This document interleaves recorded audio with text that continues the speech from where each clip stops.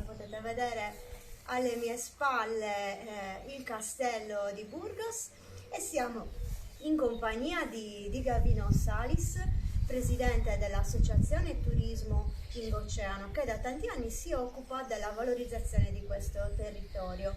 Allora, Gavino, spiegaci un po' quale sarà l'itinerario di oggi, come sempre senza rivelare troppo ai nostri ascoltatori. Allora, oggi percorreremo uno degli itinerari che generalmente proponiamo ai nostri ospiti.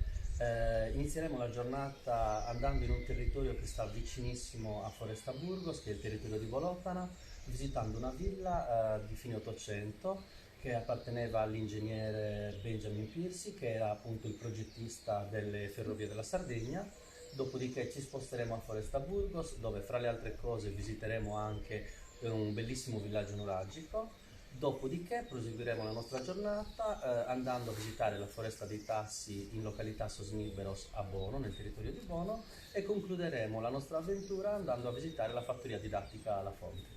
Grazie, bellissimo. Quindi vedete anche oggi un itinerario imperdibile, anche oggi monumenti comunque meno noti di altri, insomma, quindi mi raccomando, state con noi questa sera alle 21:30. Adriana, controlliamo se è tutto a posto, perché come al solito mi dimentico dopo i saluti di chiedere se è tutto a posto, l'audio, il video, eccetera, eccetera, quindi aspettiamo un attimo perché così Adriana controlla se è tutto ok. Vi ricordo di darci feedback sia riguardo alla linea che riguarda tutto il resto. Adri, come va? Ci impiega un pochino a caricare. Tanti buongiorno. Okay, per adesso tanti buongiorno a tutti.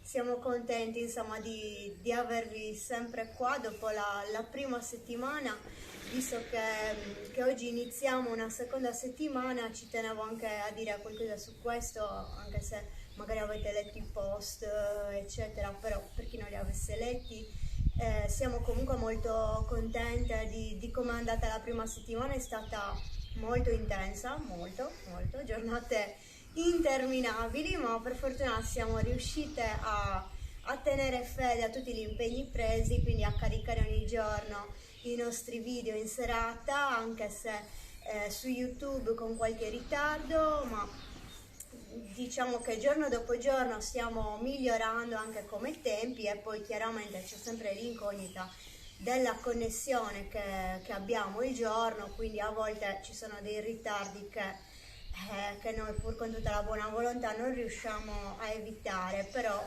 come vi dico sempre, voi state fiduciosi che prima o poi i video arrivano, quindi ringraziamo tutte le persone che ci hanno seguito, perché veramente leggere i vostri commenti ci dà la carica e l'energia per continuare giorno dopo giorno e tenere anche questo ritmo così alto. Adesso, prima di salutarci, abbiamo ancora qualche minuto, giusto? Che ore sono? Sì, sono le 8:05. E allora, volevo chiedere a Gavino di parlarci un po' di più anche della tua attività e anche dell'attività dell'Associazione Turismo Ingoceano, così per chi non vi conosce, per chi non ha mai visitato questa zona.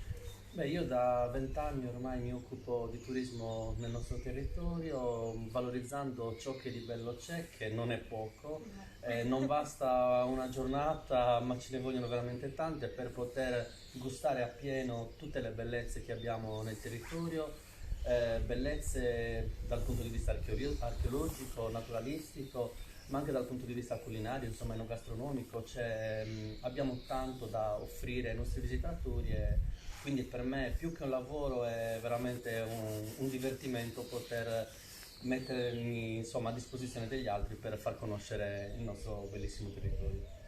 Grazie. Quindi, come vedete, tutte le persone che ci hanno contattato per partecipare alle nostre puntate sono persone che si occupano del proprio territorio con passione e con competenza, e veramente col cuore, perché è questa la cosa più importante: voler condividere, offrire agli altri quello che di bello abbiamo, e e insomma questo è uno dei cardini, diciamo, anche della filosofia del nostro progetto, che è proprio basato sulla condivisione, quindi ognuno condivide insomma quello che ha, quello che c'è da vedere, da conoscere, da scoprire, e si condivide insieme anche proprio nel raccontarvelo e nel viverlo insieme anche con chi ci sta seguendo. C'è qualche gocciolina di pioggia, l'anticipo di primavera oggi sembra un ricordo, ma non c'è così tanto freddo, No, per essere a Burgos, per chi ce la possiamo fare. per chi non lo sapesse, siamo nel Nord Sardegna, quindi siamo in Oceano, la regione storica del Nord Sardegna. A quanto siamo sul livello del mare? Allora, qua siamo 568 metri sul livello del mare, però oggi andremo nella montagna e arriveremo quasi a 900 metri d'altezza, quindi ci sarà anche C'è un po' un bel di differenza resetto. dal punto di vista climatico. Comunque speriamo che il cielo ci assista, soprattutto con la pioggia. C'è qualche gocciolina adesso, ma state tranquilli che come sapete anche le condizioni avverse non ci fermano, Assolutamente e no. quindi riusciremo comunque a mostrarvi tutte le tappe di questo bellissimo itinerario, insomma, in qualsiasi condizione. Bene ragazzi, mi sa che più o meno ci siamo.